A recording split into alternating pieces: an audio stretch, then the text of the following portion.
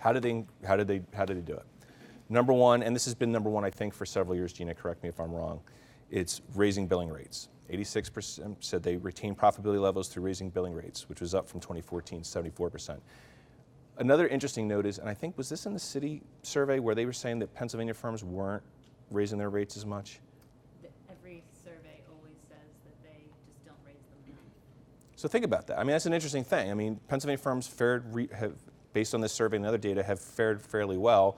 The number one reason they cite for maintaining their profitability is raising rates, and yet some of the consultants are saying they can do it more. Although the other note is, this is more anecdotal, I've had managing partners tell us that, and just lawyers in general in Pennsylvania said, like, one of the reasons why they're able to succeed is because they keep their rates reasonable.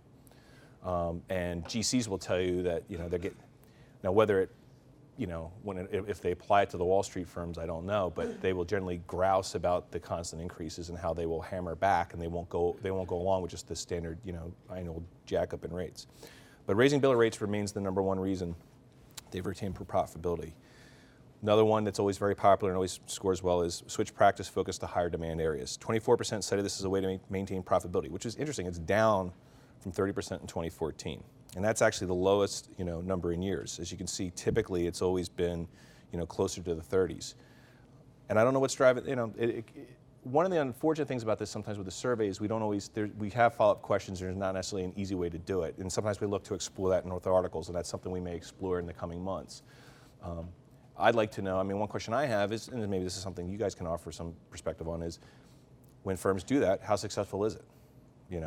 Or is it maintained that more, one of the things we've seen is that with the global economy, it doesn't take much for one incident here to have an impact on markets and everything else and trickling down. And maybe the perspective is, hey, look, we're going to hold steady a little bit and just see how these things play out. Another thing, reduced partner compensation. 10% cited this, which is up from 2014. And it's more in line with our recent years. 2014 was really low, 4.3%. But as you can see in the prior years, it's usually typically been above 10%. Layoff, and the next one is the one I really took stock in and thought was a good sign, and I'm sure you folks probably think it's a good sign.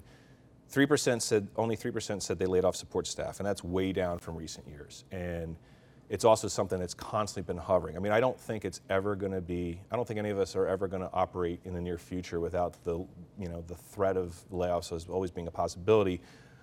But I'm hoping, and this is strictly hope, is that this, based on some other things I've heard, is that firms, they realize they're lean enough and they can't go any leaner, and they need to and if anything, they might need to build up a little bit. So, but only 3% say they laid off support staff. 24% said they reduced the number of equity partners, which was also down slightly from last year. Having said that, the refrain we hear in the marketplace among consultants and independent people is that Pennsylvania firms still are a little too polite about keeping underperforming partners around. So some of you have seen my presentation of the years. There's certain things you'll hear me say year to year, and it's not from me just I don't know, I might as well leave that in there. It's because there have been some common themes, and it's just interesting about that. And one of the things that people observe, whether it's true or not, is that Pennsylvania is still a bit, as though I'm sure you guys don't honestly feel like it's a profession that is very much a business. I think the perspective from outsiders at times compared to places maybe like New York is that it's still, the reason there aren't more partners being tossed out is because it's still very much a partnership, and that there are still relationships, and that firms still keep those in mind and aren't necessarily quick to shove people out the door. Another thing, reducing entry-level hiring and cutting marketing costs were also down from 2014, with 10% and 14% citing those two respectively versus 17% and 13% the year before.